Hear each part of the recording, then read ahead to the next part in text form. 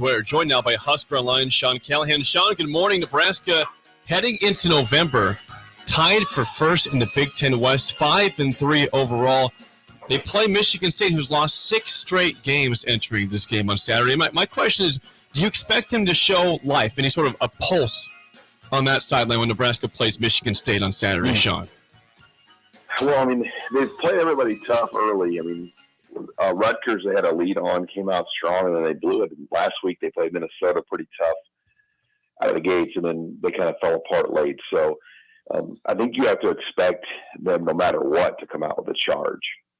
It's a home game. It's senior day because their final, what was supposed to be their final home game, was going to be Thanksgiving weekend, and they moved that to Black Friday in Detroit. So there will be some emotion for some of these players on the roster because it could be their last game as a Spartan. But guys, we know Nebraska. They're not a team that is good enough to just blow out people. I mean, so it's going to be a tough game. I mean, the spread's 3 points. Nebraska's probably favored right now with the situation they're walking into. But Michigan State has played people tough out of the gates. They've obviously fallen apart here in the second half in the last few weeks. Sean, the pushback, the minor pushback, would be they kind of blew out. I mean, would you say they blew out Purdue? Nebraska? Yeah. Oh, yeah. I mean, you're right to an extent, but they still had 5 turnovers. Yeah.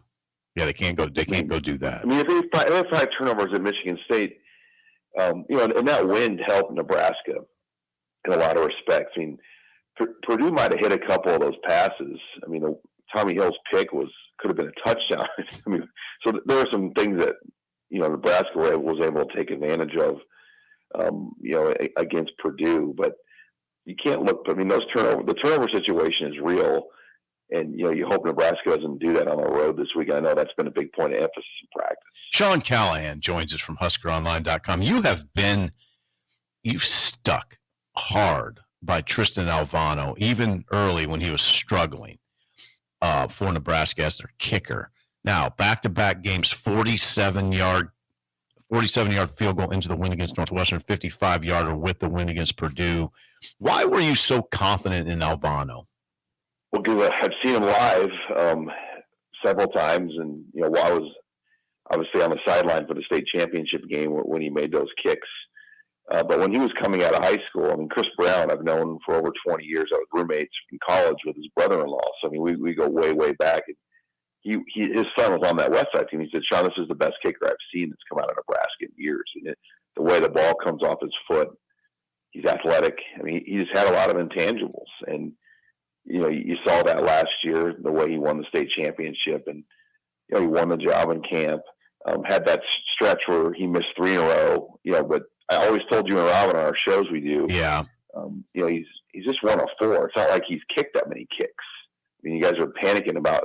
Was I panicking? Well, you guys are questioning his ability, and I've seen this guy enough to know he just needs some opportunities. Right. And then I thought the Illinois game. Was it the Illinois game where he made 2? Yeah.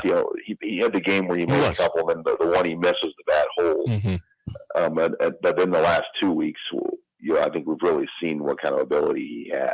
Right. Sean, against Purdue, again, 31-14 win. Nebraska had 48 rushes, 11 pass attempts in that game. You're going in November again, not a murderer's row. It's very winnable, all these games in November, but can you have that kind of ratio going forward, expect to win games like that? I mean, you can when there's a 30-mile-an-hour north wind. Yeah. Very.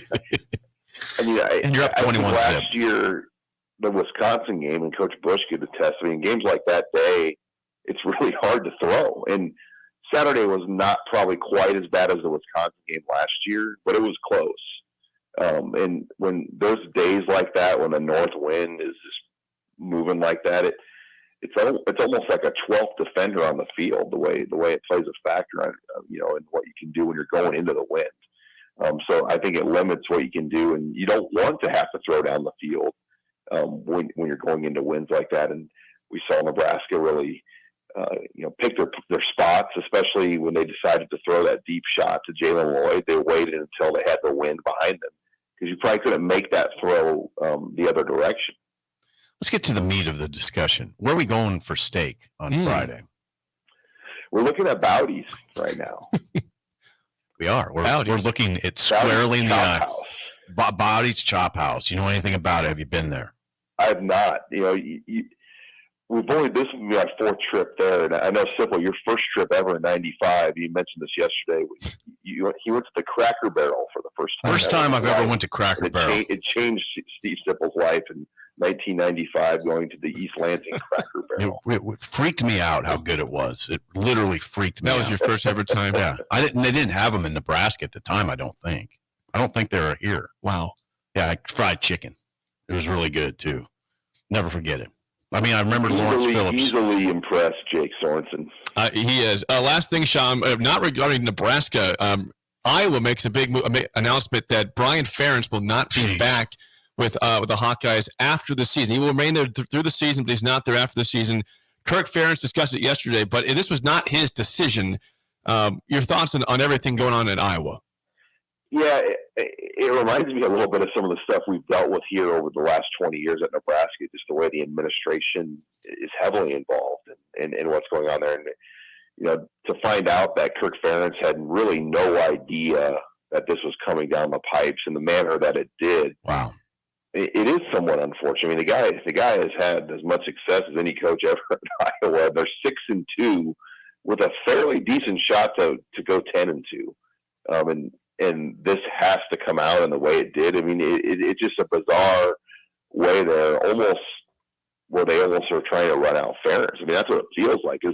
How are you going to be happy when, hey, you're having this pretty good year considering the injuries you've had there, and oh, by the way, we're going to publicly tar and feather your son without you knowing about it. Wow. I mean, there's no way he is happy right now. So the next month in Iowa City is going to be interesting. I mean, he has to be in that press conference. He was emotional. You could sense there were a couple of times where he kind of had to hold it back, just the way things transpired. And I talked to a guy tied into the program yesterday after that. He said Kirk is a guy that always is. Football coaches in general are used to being in control, especially on their staff. And to have something like that happen the way it did, that was hard for him to grasp, because he's not in control of his own coaching staff in the middle of a 6-2 season right now. God, good point. Sean, always good stuff. Thanks for the time. We will chat with you again next week. All right, thanks, guys.